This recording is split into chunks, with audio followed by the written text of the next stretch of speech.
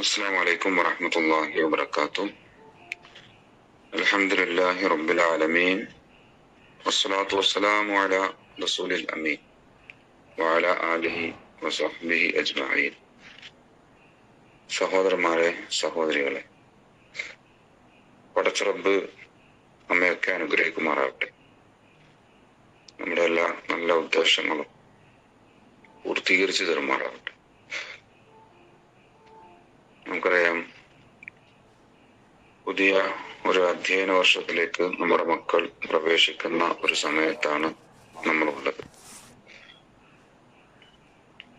എല്ലാ രക്ഷിതാക്കളും അല്ലെങ്കിൽ വിദ്യാർത്ഥികളും ഇനി ഏത് കോഴ്സ് തിരഞ്ഞെടുക്കണം എന്ന അന്വേഷണത്തിലും ആലോചനകളിലും ഒക്കെ ആണ്.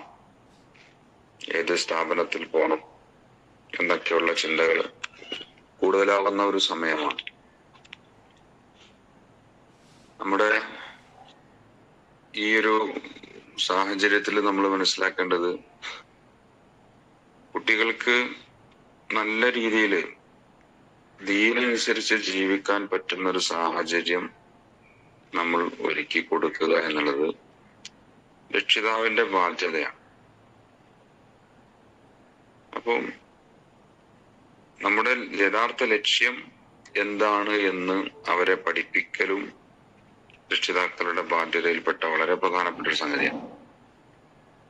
അതായത്, ദുനിയാവില് നല്ലൊരു ജോലി സമ്പാദിച്ച് നല്ലൊരു കരിയർ ഉണ്ടാക്കി,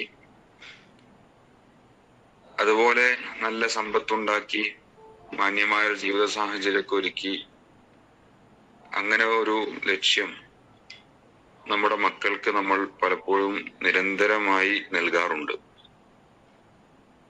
പക്ഷേ അതിനപ്പുറം ആഖിറത്തിനെ കുറിച്ചുള്ള വർത്തമാനങ്ങള് അത്ര നൈരന്തര്യത്തോടു കൂടി പറഞ്ഞു കാണാറില്ല. എപ്പോഴെങ്കിലൊക്കെ ഒന്ന് പറഞ്ഞിട്ടുണ്ടാവും എന്നല്ലാതെ ദുനിയാവിനെ കുറിച്ച് പറയുന്ന പ്രാധാന്യത്തെ പോലെ, അതിനെക്കുറിച്ച് പറയുന്നത് പോലെ പലപ്പോഴും പല രക്ഷിതാക്കളും ആഖിറത്തിനെ കുറിച്ച് പറയാറില്ല. അതുകൊണ്ട് തന്നെയാണ് നമ്മുടെ മക്കൾക്ക് പലപ്പോഴും ദുനിയാവ് മാത്രം, ദുനിയാവിലുള്ള വിജയങ്ങൾ മാത്രം പരമമായ ലക്ഷ്യമാകുന്നത്.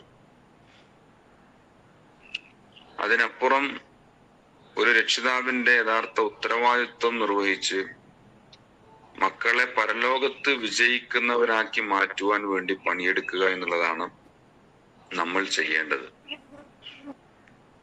മരണാനന്തരം ഒരു ജീവിതമുണ്ടെന്നും അവിടെയുള്ള വിജയമാണ് ഏറ്റവും വലിയ വിജയമെന്നും നമ്മുടെ മക്കളുടെ മനസ്സുകളിലേക്ക് ബോധ്യപ്പെടുത്തി കൊടുക്കണം.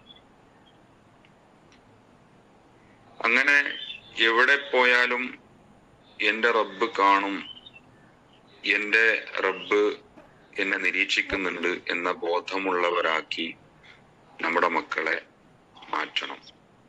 എൻ്റെ നാട്ടുകാരോ കൂട്ടുകാരോ ഇല്ലാത്ത ഈ ഹോസ്റ്റൽ മുറിയില്, എത്താനില്ലാത്ത, അധ്യാപകരറിയാത്ത ഈ യാത്രയില്, ഈ നാട്ടില് ഞാൻ പറയുന്ന ഓരോ വാക്കും എൻ്റെ റബ്ബ് കേൾക്കുന്നുണ്ട്. ഞാൻ എൻ്റെ കൈകളിലോ അല്ലെങ്കിൽ എൻ്റെ ചുണ്ടുകളിലോ വെക്കുന്ന ലഹരിയുടെ അംശം അത് എൻ്റെ റബ്ബ് കാണുന്നുണ്ട്. ഞാൻ എവിടെ തനിച്ചായാലും ഞാൻ ഒറ്റക്കല്ല എന്ന ബോധം നമ്മുടെ മക്കൾക്ക് നമ്മൾ അടിസ്ഥാനപരമായിട്ട് നൽകണം. അപ്പൊ പിന്നെ അവര് എവിടെ പോയാലും, ഏത് അന്യ സംസ്ഥാനങ്ങളിൽ പോയാലും, ഏത് സ്ഥാപനങ്ങളിൽ പോയാലും അവർക്ക് വഴിതെറ്റാതെ പിടിച്ചു നിൽക്കാനുള്ള ഒരു ശക്തി, ഈമാനികമായ കരുത്ത് അവർക്കുണ്ടാകും എന്ന് നമ്മൾ നമുക്ക് വിചാരിക്കാം, പ്രതീക്ഷിക്കാം. അള്ളാഹു അങ്ങനെയുള്ള മക്കളാക്കി നമ്മുടെ മക്കളെ മാറ്റി തീർക്കുമാറാവട്ടെ. അതോടൊപ്പം തന്നെ നമ്മൾ തിരഞ്ഞെടുക്കുന്ന വിദ്യാഭ്യാസ സ്ഥാപനവും അവിടെ അവർക്ക് ദീനനുസരിച്ച് ജീവിക്കാനുള്ള സൗകര്യമുണ്ട് എന്ന് നമ്മൾ ഉറപ്പുവരുത്തണം. ജുമാ നമസ്കരിക്കാൻ വേണ്ടി ക്യാമ്പസിന്റെ മതില് ചാടി ഒളിഞ്ഞ് ജുമാക്ക് പങ്കെടുക്കുന്ന ആളുകൾ, വിദ്യാർത്ഥികളൊക്കെ നമ്മുടെ നാട്ടിലുണ്ട്. അതൊക്കെ ലക്ഷങ്ങളൊക്കെ ഡൊണേഷൻ കൊടുത്ത് ചേർത്ത വിദ്യാഭ്യാസ സ്ഥാപനങ്ങളൊക്കെ തന്നെയാകും. അപ്പൊ അതുകൊണ്ട് ദീനനുസരിച്ച് ജീവിക്കാൻ പറ്റുന്ന വിദ്യാഭ്യാസ സ്ഥാപനങ്ങളിൽ എൻ്റെ മക്കളെ ഞാൻ ചേർക്കുകയുള്ളൂ എന്ന് രക്ഷിതാക്കള് തീരുമാനിക്കേണ്ടതുണ്ട്. ജുമാക്ക് എത്താൻ പറ്റണം, നമസ്കരിക്കാനുള്ള സൗകര്യം ഉണ്ടായിരിക്കണം. അതോടൊപ്പം തന്നെ അവർ താമസിക്കുന്ന റൂമിന്റെ അല്ലെങ്കിൽ താമസിക്കുന്ന ഹോസ്റ്റലിന്റെ അടുത്ത് ദീനീപരമായ ഉത്ബോധനങ്ങൾ കേൾക്കാൻ പറ്റുന്ന ഒരു സെന്റർ ഉണ്ടോ എന്നൊക്കെ പരിശോധിക്കണം. അതിലേക്ക് അവരെ പങ്കെടുക്കുവാൻ വേണ്ടി അവരെ പ്രോത്സാഹിപ്പിക്കണം. ഇതൊക്കെ രക്ഷിതാക്കൾ എന്നുള്ള നിലക്ക് നമുക്ക് ചെയ്യേണ്ട കാര്യങ്ങളാണ്. അതൊക്കെ അങ്ങനെ നടക്കട്ടെ. അതൊക്കെ ഇവന്റെ ഈ പ്രായത്തില് അവൻ അങ്ങനെ അടിച്ചു പൊളിച്ച് ജീവിക്കട്ടെ, അവന്റെ കൂട്ടുകാരോടൊത്ത് അവന്റെ ഇഷ്ടം പോലെ നടക്കട്ടെ എന്നൊക്കെ വിചാരിച്ചു കഴിഞ്ഞാല് നമുക്ക് നമ്മുടെ മക്കളെ നമുക്ക് ഉപകാരപ്പെടാത്ത ഒരവസ്ഥ ഉണ്ടാകും എന്ന് ഒരുപാട് അനുഭവങ്ങൾ മുമ്പിൽ വെച്ച് നമുക്ക് മനസ്സിലാക്കാൻ പറ്റും. പ്രത്യേകിച്ചും വലിയ വെല്ലുവിളികൾ നിറഞ്ഞ കാലഘട്ടം, ലഹരിയിലും കൊലപാതകങ്ങളിലുമൊക്കെയായി വിദ്യാർത്ഥികൾ പ്രതികളാവുന്ന ഒരുപാട് അനുഭവങ്ങൾ നമ്മുടെ മുമ്പിൽ ഉണ്ടാകുമ്പോൾ അല്ലെ, ലിബറൽ ചിന്തകള് ഓരോ ക്യാമ്പസുകളിലേക്ക് പോകുമ്പോഴേക്കും ആ ക്യാമ്പസിൽ നിന്ന് പുറത്തു വരുന്ന വിദ്യാർത്ഥികള്, അവിടുത്തെ കോഴ്സ് കഴിഞ്ഞ് പുറത്തു വരുന്ന വിദ്യാർത്ഥികൾ കുറെ ലിബറൽ ചിന്തകളുമായിട്ട്, നിർമ്മത യുക്തികളുമായിട്ട് ഇങ്ങനെ നമ്മുടെ വീട്ടിലേക്ക് കയറി വരുന്ന ഒരു ദുരവസ്ഥയൊക്കെ നമുക്ക് കാണാൻ പറ്റും. അപ്പൊ ഇതൊക്കെ നമ്മൾ ചെയ്യേണ്ട ഇത്തരം കാര്യങ്ങൾ, അവർക്ക് പഠിക്കാനുള്ള ദീനീപരമായ സാഹചര്യങ്ങൾ ഒരുക്കി കൊടുക്കാത്തതിന്റെ പരിണത ഫലം കൂടിയാണ് എന്ന് നമ്മൾ മനസ്സിലാക്കേണ്ടതുണ്ട്. അവർക്ക് ദീനീ വിദ്യാഭ്യാസം നന്നായിട്ട് കൊടുക്കണം. സ്കൂളിൽ നമ്മൾ പഠിപ്പിക്കാൻ നമ്മൾ കാണിക്കുന്ന ജാഗ്രതയെ പോലെ തന്നെ മക്കൾക്ക് മദ്രസാ വിദ്യാഭ്യാസവും കിട്ടുന്നുണ്ടെന്ന് നമ്മൾ ഉറപ്പുവരുത്തണം അല്ലെ. അവർക്ക് അങ്ങനെയുള്ള നല്ല സ്ഥാപനങ്ങളിൽ, നമ്മുടെ നാട്ടിലുള്ള മദ്രസകളിൽ അവരെ ചേർത്ത് നമ്മൾ പഠിപ്പിക്കണം. ഇതൊക്കെ നമ്മൾ ചെയ്യണം അല്ലെ. പലപ്പോഴും അതിനൊന്നും വലിയ പ്രാധാന്യമില്ല. 4ാം ക്ലാസ് വരെ അല്ലെങ്കിൽ 7ാം ക്ലാസ് വരെയൊക്കെ പഠിപ്പിക്കുമ്പോഴേക്ക് ഇനി മതി എന്ന് വിദ്യാർത്ഥികളും അതിനോടുകൂടി രക്ഷിതാക്കളും ഒക്കെ തീരുമാനിക്കുന്ന ഒരു കാലഘട്ടമാണ്. അതിന് വലിയ പ്രാധാന്യമൊന്നുമില്ല എന്നുള്ള രീതിയിലാണ് പലപ്പോഴും സമീപനങ്ങൾ ഉള്ളത്. മദ്രസാ വിദ്യാഭ്യാസത്തില് അതിന്റെ സംവിധാനത്തെ കാര്യക്ഷമമാക്കാൻ, ഒന്ന് മികവുറ്റതാക്കാൻ നമ്മൾ നന്നായി പരിശ്രമിക്കുകയും വേണം. പലപ്പോഴും വിദ്യാർത്ഥികൾ അവിടെ പഠിപ്പിക്കുന്ന അധ്യാപകർക്ക് വേണ്ടത്ര ഒരു സാലറി കൊടുക്കാനൊന്നും നമുക്ക് സാധിക്കാറില്ല, കമ്മിറ്റികൾക്ക് സാധിക്കാറില്ല. 3000 രൂപ അല്ലെങ്കിൽ 4000, 5000 ഒക്കെ സാലറി വാങ്ങുന്ന ഒരവസ്ഥയാണ് പലപ്പോഴും നമ്മുടെ മദ്രസകളിൽ ഉള്ളത്.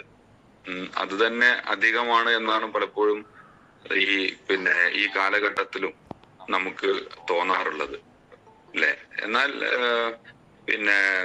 വലിയ ലക്ഷങ്ങൾ മുടക്കി ഡൊണേഷൻ കൊടുത്ത് ഫീസ് കൊടുത്തൊക്കെ നമ്മൾ സ്കൂൾ വിദ്യാഭ്യാസത്തിന് അതിനുള്ള സംവിധാനങ്ങൾ ചെയ്യും. അതിനൊന്നും നമുക്ക് യാതൊരു പ്രയാസവും തോന്നാറില്ല. എന്നാൽ മദ്രസയിലെ ഫീസ് ഒരു 100 രൂപ കൂട്ടി എന്ന് പറഞ്ഞാൽ നമുക്ക് കംപ്ലൈന്റ് കൂടും. എന്താ ഇപ്പൊ അതങ്ങനെ, അവിടെ അപ്പുറത്തെ മഹലില് സൗജന്യാണല്ലോ, ഫീസൊന്നും വേണ്ടല്ലോ, എന്നിട്ട് എന്താ ഇപ്പൊ ഇവിടെ എങ്ങനെയെന്നൊക്കെ ചോദ്യങ്ങൾ വരും. ഇതാണ് നമ്മുടെ മുൻഗണനകളുടെ പ്രശ്നമാണ്. നമ്മുടെ മക്കൾക്ക് ദീന് പഠിപ്പിക്കുന്ന ആളുകൾക്ക് അല്ലെ എന്ത് ശമ്പളം കൊടുക്കണം, അതിനുള്ള ഫീസ് ഞാൻ എത്ര കൊടുക്കണം എന്ന് നമ്മൾ ആലോചിക്കുമ്പോ അല്ലെ, വൈനൽ ആലിമൽ യസ്തഗ്ഫിറു ലഹു മൻ ഫിസ് സമാവാതി വമൻ ഫിൽ അർളി വൽ ഹൈതാനു ഫി ജൗഫിൽ മാഅ് എന്ന് പ്രവാചകൻ സല്ലല്ലാഹു അലൈഹി വസല്ലം പറഞ്ഞില്ലേ. ആകാശഭൂമികളിലുള്ള സകല ജീവജാലങ്ങളും ഒരു ആലിമിന് വേണ്ടി, ഒരു ഉസ്താദിന് വേണ്ടി, നമ്മുടെ മക്കൾക്ക് ദീന് പഠിപ്പിക്കുന്ന അധ്യാപകർക്ക് വേണ്ടി പ്രാർത്ഥിച്ചു കൊണ്ടിരിക്കും. അത്രയും ശ്രേഷ്ഠമായ ഒരു ഉത്തരവാദിത്വം, ഒരു ദൗത്യം നിർവഹിക്കുന്ന ആളുകളാണ് മദ്രസാധ്യാപകർ, ദീന് പഠിപ്പിക്കുന്നവർ. അപ്പോ ആ അർത്ഥത്തിൽ അവരെ പരിഗണിക്കുകയും അവർക്ക് അതിനനുസരിച്ചുള്ള ഒരു നിലവാരം, ജീവിത നിലവാരം ഉണ്ടാവാനുള്ള സാഹചര്യങ്ങൾ ഒരുക്കി കൊടുക്കുകയും ഒക്കെ നമ്മൾ ചെയ്യേണ്ടതായിട്ടുണ്ട്. അതൊക്കെ നമ്മുടെ രക്ഷിതാക്കളുടെ ഉത്തരവാദിത്വത്തിൽ പെടുന്ന കാര്യങ്ങൾ തന്നെയാണ്. അർത്ഥത്തിൽ നമ്മുടെ മക്കളുടെ ദീനീപരമായ വിദ്യാഭ്യാസത്തിന്, ഭൗതികപരമായ വിദ്യാഭ്യാസത്തിന് പ്രാധാന്യം കൊടുക്കുന്നത് പോലെ തന്നെ പ്രാധാന്യം കൊടുക്കേണ്ടതുണ്ട് എന്നാണ് ഈ ഒരു സന്ദർഭത്തിൽ ഈ ഒരു നസീഹത്തിൽ ഉണർത്താൻ ഉദ്ദേശിക്കുന്നത്. അല്ലാഹു സുബ്ഹാനഹു വതആല നമുക്ക് ഇഹത്തിലും പരത്തിലും ഗുണം നൽകുന്ന മക്കളാക്കി നമ്മുടെ മക്കളെ മാറ്റുമാറാവട്ടെ. നാളെ നമ്മൾ മരിച്ചു പോകുമ്പോ നമ്മുടെ ഖബറിലേക്ക് എത്തേണ്ട പ്രാർത്ഥനകള് ഈ മക്കളുടെ പ്രാർത്ഥനകളാണ്. എന്റെ മരണശേഷം എനിക്ക് വേണ്ടി പ്രാർത്ഥിക്കേണ്ട, ഞാൻ ഖബറിൽ വേറൊന്നും ചെയ്യാൻ കഴിയാതെ ഇങ്ങനെ കിടക്കുന്ന സമയത്ത് എനിക്ക് വേണ്ടി പ്രാർത്ഥിക്കേണ്ട ഒരു സന്താനത്തെയാണ് ഞാൻ വളർത്തിയെടുക്കുന്നത് എന്ന ബോധം മിനിമം രക്ഷിതാക്കൾക്ക് ഉണ്ടായാൽ തീർച്ചയായിട്ടും ഈ വിഷയത്തിലൊക്കെ ഒരു പരിഹാരം ഉണ്ടാകും എന്ന കാര്യത്തിൽ യാതൊരു സംശയവുമില്ല. ആ അർത്ഥത്തിലുള്ള ഒരു ബോധമുള്ളവരായി നമ്മൾ മാറുക. അള്ളാഹു അതിന് നമുക്ക് തൗഫീഖ് നൽകി അനുഗ്രഹിക്കുമാറാവട്ടെ. വസല്ലല്ലാഹു തആല അലാ സയ്യിദിനാ മുഹമ്മദ്. അസ്സലാമു അലൈക്കും വറഹ്മത്തുള്ളാഹി വബറകാതുഹു.